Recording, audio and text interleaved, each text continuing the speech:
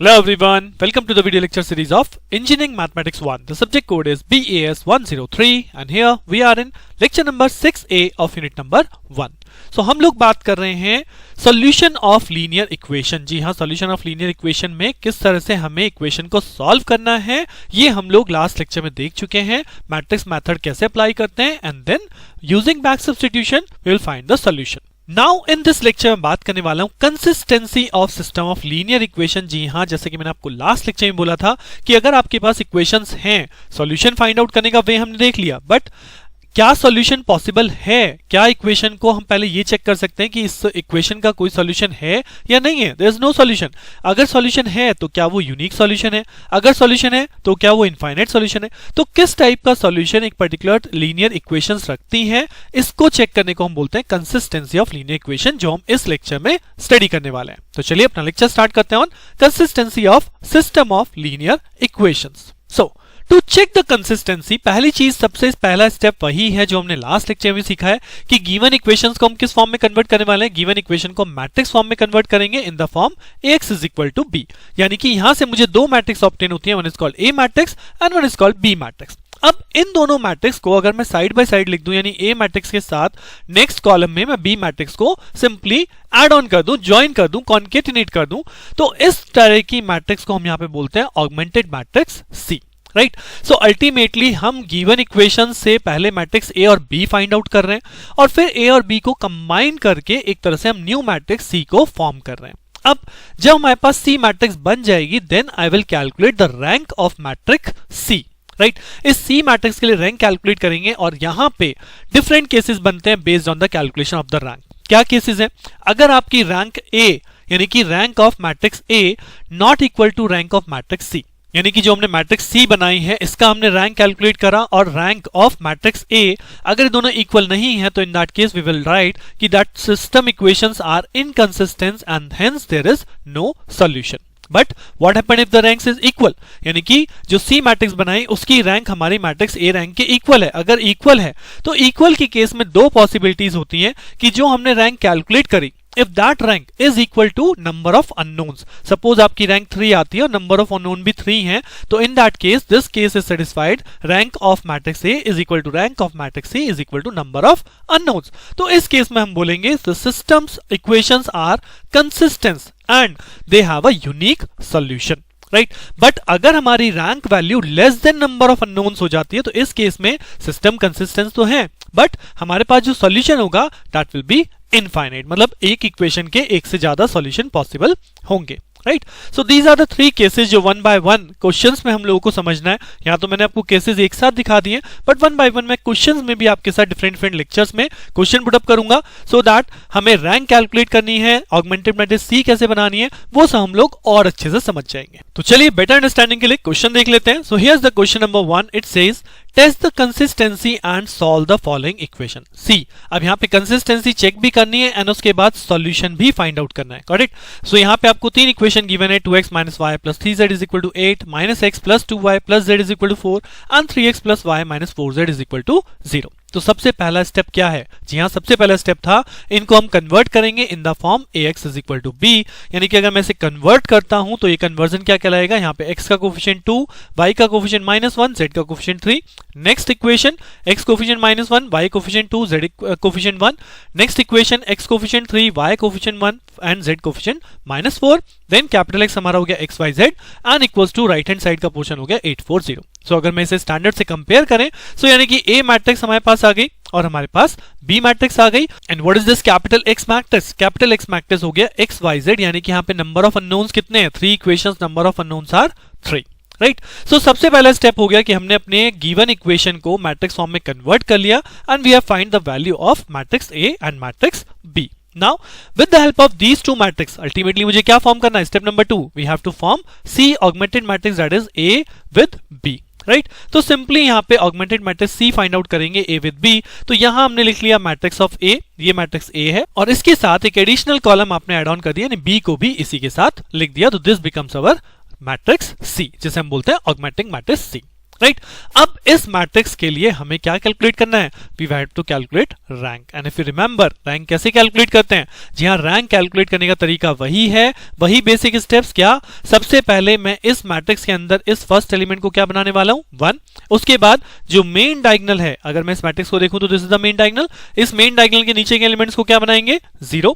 और जैसे ही हम ये प्रोसेस परफॉर्म करेंगे उसी टाइम हमें पता चल जाएगा what will be the rank. Because यहां पे ऐसा कोई नेसेसरी रूल नहीं है कि मुझे नॉर्मल फॉर्म में लेके जाना है, जस्ट मुझे ऑपरेशन अप्लाई करने हैं, हम लोगों को रैंक पता चल जाएगी। तो चलिए वन बाय वन वही सीक्वेंस अप्लाई करते हैं। तो अगर मैं सीक्वेंस की बात करूं तो सबसे पहले मुझे यहां पे 1 बनाना है, यानी 1 बनाने के लिए मैं क्या कर सकता हूं? I can do one thing कि मैं इन दोनों को इंटरचेंज कर देता हूं, राइट। सो अगर मैं दोनों रोज को इंटरचेंज कर दूं तो ये -1 2 1 और 4 ऊपर आ गया, और उसके बाद R1 आपका कहां गया? R1 आपका R2 की जगह आ गया, तो 2 - 1 3 कोलन 8, राइट। सो हमारा ऑपरेशन क्या कहलाएगा? R1 changes to R2।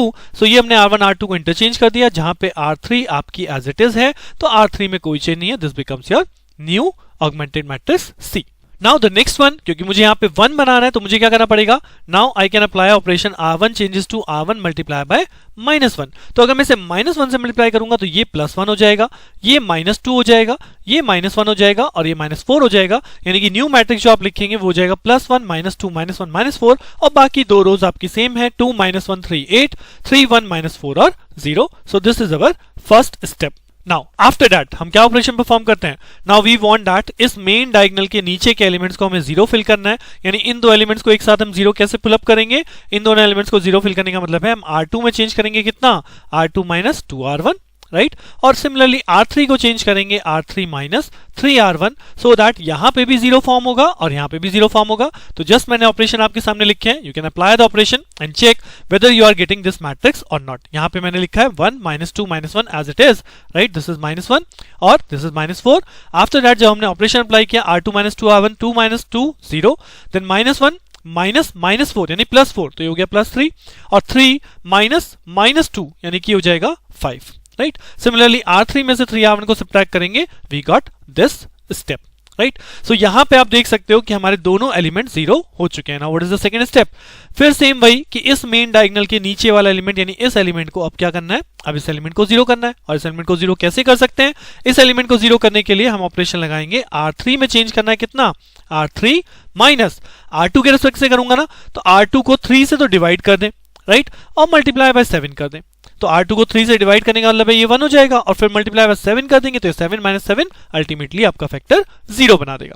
So what is the equation becomes? R3 changes to R3 - 7/3 into R2। अब इसको परफॉर्म करेंगे तो केवल चेंज कहां आएगा? चेंज आएगा केवल R3 में। क्या चेंज आएगा?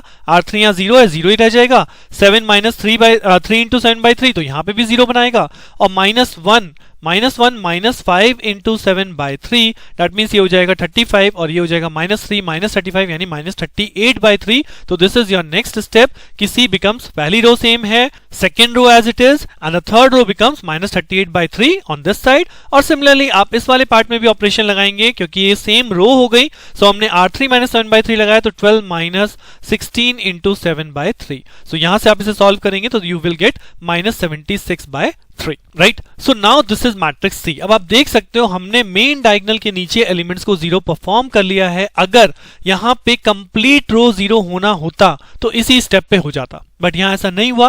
दैट मीन्स ये जो C मैट्रिक्स आप देख रहे हो, इस C मैट्रिक्स में मेन डायगोनल में तीनों एलिमेंट लाई कर रहे हैं। दैट मीन्स यहां पे तीनों रो में एक ना एक एलिमेंट आपका नॉन जीरो रहने वाला है। सो हम कह सकते हैं कि तीनों रो कैसी हैं? नॉन जीरोज रो हैं। और रैंक कैसे डिफाइन करते थे? The rank of matrix is equal to non zero row. तो रैंक ऑफ C क्या होगा? यहां पे रैंक ऑफ C हो गया 3। नाउ सिमिलरली इसी मैट्रिक्स के अंदर आप देखोगे ये जो फर्स्ट पोर्शन चल रहा है, this is our A matrix. तो अगर मैं केवल इस मैट्रिक्स को देखूं, इस मैट्रिक्स को कंसीडर करूं, तो यहां पे भी क्या हो रहा है? यहां पे भी मेन डायगोनल के सभी एलिमेंट हैं, यानी इस मैट्रिक्स की रैंक को अगर हम फर्दर कैलकुलेट करते भी हैं तो भी हमें क्या होगा? तो भी हमें यहाँ पे 1 1 1 यानी कि ये कन्वर्ट होगा I3 में ही। यानी कि इस मैट्रिक्स की रैंक भी कितनी है? Rank of A is equal to 3 ही है, राइट। सो हमारा क्या केस सेटिस्फाई हो रहा है?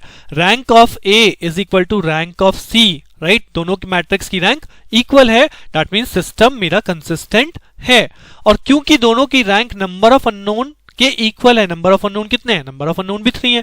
सो यहाँ पे दोनों की रैंक भी कितनी आ रही है, 3 आ रही है, यानी कि कौन सा केस सेटिस्फाई हो, case number 2। That means rank of A is equal to rank of C is equal to 3 number of unknowns. So hence equation are consistent and have unique solution. और वो यूनिक सॉल्यूशन कैसे calculate होता है, just simple back substitution. उसमें हमने क्या पढ़ा था कि हम यहाँ पे इक्वेशन क्रिएट करेंगे, क्या 1 into x, right, 1 into x minus 2 into y minus z is equal to minus of 4, first equation.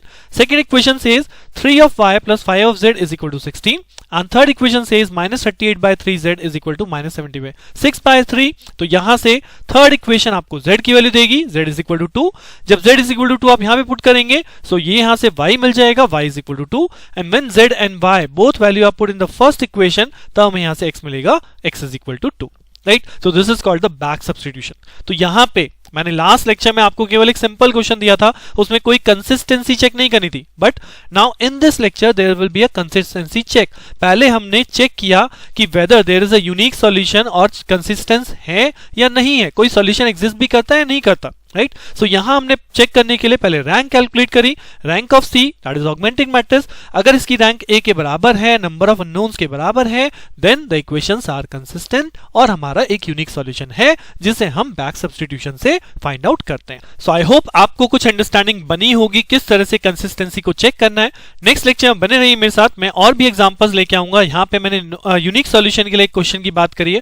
Next lecture में आपके पास इनफाइनाइट सॉल्यूशन, नो सॉल्यूशन किस कैटेगरी में आएगा वो भी आपके साथ डिस्कस करूंगा। So stay tune with me, मिलते हैं नेक्स्ट लेक्चर में। Keep practising, thank you.